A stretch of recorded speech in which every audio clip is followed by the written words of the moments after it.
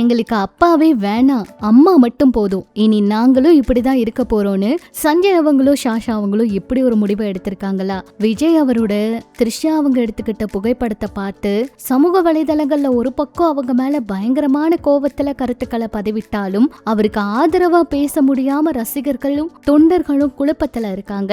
இதுக்கு காரணமே த்ரிஷா அவங்க விஜய் அவரை விடாம தொல்லை பண்றதுதான். தொடர்ந்து அவங்க குடைச்சல் கொடுத்துட்டே இருக்கிறதுனாலதான் இந்த மாதிரி விஷயங்கள் எல்லாம் நடக்குதாம். விஜய் அவருடைய பர்மிஷன் இல்லாமையா அவங்க இந்த பதிவை பதிவிட்டிருப்பாங்க அப்படிங்கிற கேள்வியும் இருக்கு. தொடர்ந்து இந்த கடைசி 4 வருஷமா த்ரிஷா அவங்க விஜய் அவர் கூடவே தான் இருந்திருக்காங்க.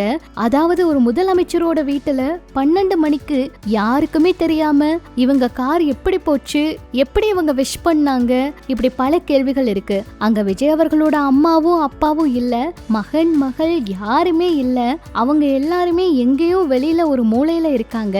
த்ரிஷா அவங்களுக்கு மட்டும் அவ்வளவு முக்கியமா அந்த இடத்தை கொடுக்க என்ன காரணம் அப்படிங்கிற கேள்விகள் எல்லாம் கூட கேட்டுட்டு இருக்காங்க. இதை நார்மலைஸ் பண்ணாதீங்க, இதையெல்லாம் கடந்து போகாதீங்க, அவர் என்னதான் நாட்டுக்கு சொல்ல வராருன்னு எல்லாம் கூட நிறைய பேர் கேட்டுக்கிட்டு இருக்காங்க.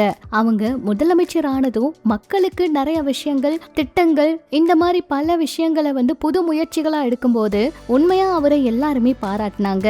அந்த விஷயங்கள் எல்லாம் மக்களோட மனசுல இன்னுமே ஆழமா பதியறதுக்குள்ள நேத்து நடந்த, அதாவது சட்டசபையில அவர் பேசின விஷயங்கள், சில கேள்விகளுக்கெல்லாம் கூட எல்லாருமே பாராட்ட தெரிவிச்சுக்கிட்டு இருக்க நிலையில திடீர்னு எதுக்காக த்ரிஷா அவங்க அந்த பதிவை பதிவிடணும் அப்படிங்கிற கேள்வி இருக்கு. விஜய் அவர் சொல்லிதான் த்ரிஷா அவங்க அந்த புகைப்படத்தை பதிவிடுறாங்களா, இல்ல அவங்களாவே விஜய் அவருடைய பெயரை கெடுக்கணும்னு இப்படி எல்லாம் பண்றாங்களாங்கிற பல கேள்விகள் இருக்கு. யாரா இருந்தாலும் ஒரு முதலமைச்சரா இருக்காரு, இவ்வளவு கஷ்டப்பட்டு இந்த இடத்துக்கு வந்திருக்காரு, மக்களுக்கு நிறைய நல்லது செய்யணும்னு நினைக்கிற ஒருத்தரோட பெயரை கெடுக்க மாட்டாங்க. அப்படியே இருந்தாலும் அவங்க பர்சனலா அந்த விஷயங்களை வச்சிருக்கலாம். பர்சனல் விஷயங்களை தலையிடக்கூடாதுன்னா எதுக்கு பப்ளிக்கா இதை பதிவிடுறாங்க? எல்லாரும் பேசுவாங்க, பேசுறாங்கன்னு தெரிஞ்சும் ஏன் பதிவிடுறாங்க? ஏன் இதை நார்மலைஸ் பண்றாங்க அப்படிங்கிற கேள்விகள் இருக்கு.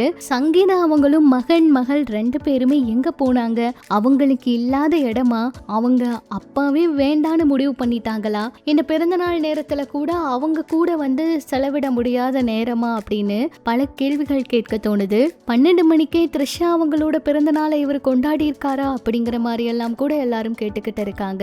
இதுக்கு எப்படி முற்றுப்புள்ளி வைக்க போறாங்க, இந்த பிரச்சனை எங்க போய் முடிய போகுதுன்னு பொறுத்திருந்து பார்த்தாதான் தெரியும். பத்திரிகைகள்லயும் சமூக வலைதளங்கள்லயும் ஏதோ பேசுறாங்க, எழுதுறாங்க. இது எல்லாத்துக்கும் முதலமைச்சர் விஜய் அவர்கள் ஒரே முற்றுப்புள்ளி வச்சாதாங்க இந்த பிரச்சனைக்கு ஒரு முடிவு வரும்.